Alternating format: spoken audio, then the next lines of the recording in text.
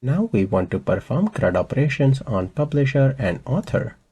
If we go back to our database and we examine the authors here, you notice we have birth date there, and that is a date time.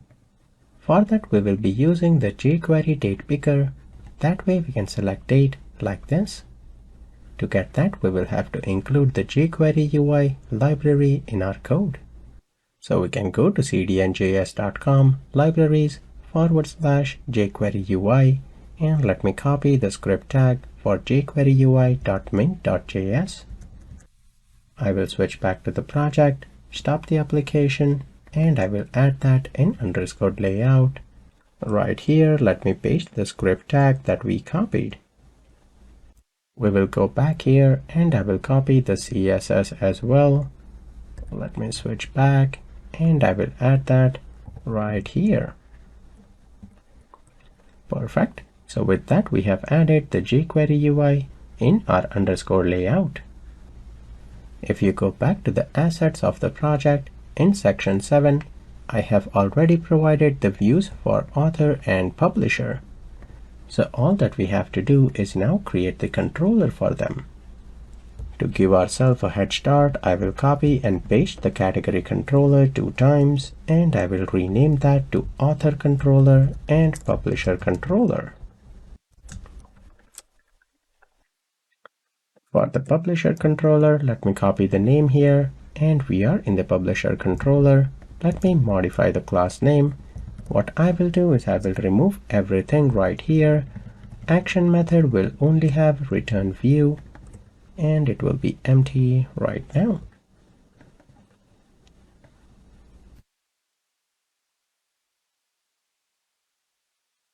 Actually, we do not need to remove multiple. We can delete them. Perfect. So we have index action, we have upsert get, upsert post, and we have the delete.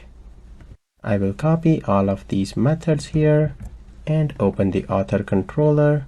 Let me paste them right here. Let me first remove everything and I will paste it. Name, I will change that to be author controller. Perfect. So now publisher and author controller both have the endpoints, but they are empty right now. We need to write all the code to retrieve the data, display them, edit, and delete author or publisher. And then we can add the empty views to get started. So in the author controller, right click, add view. If you select the razor view, you don't have to worry about the name.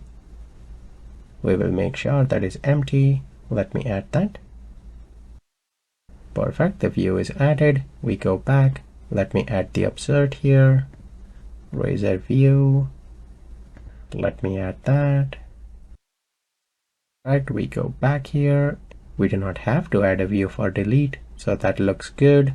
Let me do the same thing in publisher. Razor view. And let's add that. Finally, we need the view for upsert. Let me add that. With that configured, let me switch back to the assets folder, and we will start copying them one thing at a time. We have the author index. I will copy that, switch back to the code here, and we will go to author index. Let me paste that. We go back. We have author upsert. Copy that. We will open the author upsert and paste it here. In upsert, you notice I already added the date picker. So when you click on the birth date, it will automatically load the date picker. Let's go back. Publisher index. Copy that. And we will paste it right here. Last one is publisher upsert. Copy, and we will paste that right here. Perfect. That looks good. Now let me run the application and see what happens.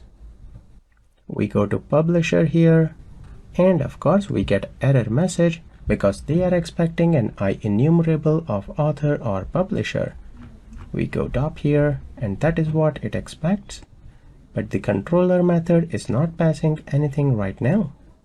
So I want you guys to take that as an assignment, and once you complete the assignment, it should perform CRUD operation on author and publisher.